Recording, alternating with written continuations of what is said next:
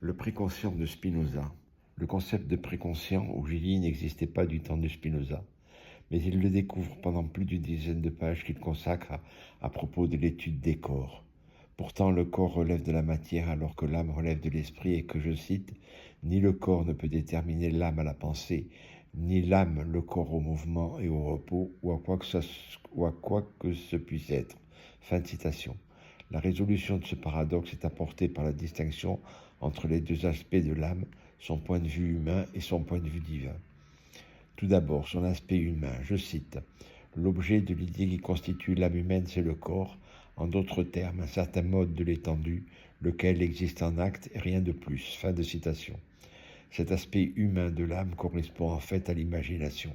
Je cite, « Ces affections du corps humain, nous les appellerons images des choses, et lorsque l'âme aperçoit les corps de cette façon, nous dirons qu'elle imagine. » Fin de citation. Il s'agit bien là de l'imagination ou opinion, de foi sur le schéma du monde de l'esprit qui correspond à J, le préconscient, qui a donc bien été identifié par Spinoza. C'est tout ce que l'âme perçoit tant qu'elle est dans son corps psychique. Mais il y a aussi son aspect divin.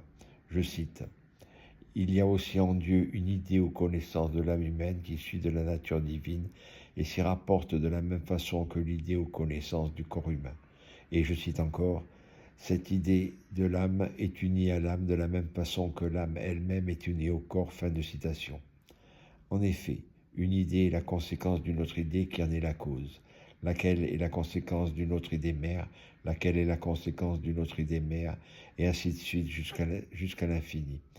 Alors, afin de mettre fin à cette répétition, Spinoza postule que, je cite, « Dieu est cause de soi ».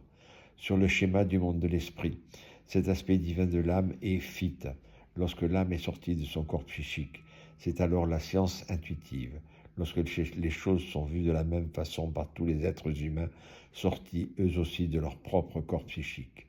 Ces deux aspects de l'âme correspondent en psychanalyse à la double conscience de Freud, celle de Gillier et celle de C, manifestée par exemple dans la relation entre le Soleil et la Terre. Tout le monde sait que le Soleil se lève à l'est et se couche à l'ouest.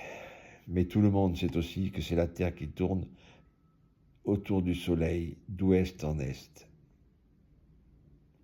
Mais il est toujours plus simple de laisser faire le travail à Gilly, avec C à cheval sur Gilly qui ne fait que dire ce que pense que Gilly, puisque comme chacun sait, les animaux ne parlent pas, plutôt que de faire le même travail à pied par la cavalière C. En conclusion, je cite, « L'être humain ne perçoit pas seulement les affections du corps, le préconscient, J.I., foi sur le schéma du monde de l'esprit, mais aussi les idées de ces affections, le conscient, C, fit sur le schéma du monde de l'esprit. » Fin de citation et point final.